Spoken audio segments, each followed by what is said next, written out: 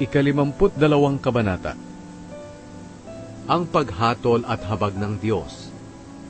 Ikaw taong mapagmataas, bakit mo ipinagyayabang ang kasamaan mo? Hindi ba't ang Diyos ay palaging mabuti sa iyo? Sa pagbabalak mo ng masama laban sa iba, kasintalim ng pang-ahit ang iyong dila, at lagi kang nagsisinungaling. Minamahal mo ang kasamaan kaysa sa kabutihan, at mas nais mong magsinungaling kaysa magsabi ng katotohanan. Taong sinungaling, ang gusto mo'y makapanakit ng iba sa pamamagitan ng iyong pananalita. Ngunit dudurugin ka ng Diyos ng tuluyan. Dadakpin ka at kakalad ka rin palabas ng bahay. Bubunutin ka mula rito sa mundo ng mga buhay.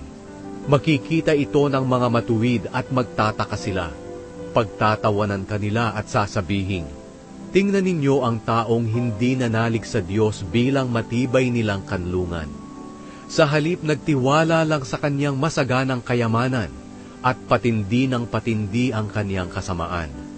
Ngunit ako ay tulad ng punong olibo na yumayabong sa loob ng inyong templo. Nagtitiwala ako sa inyong pag-ibig magpakailanman.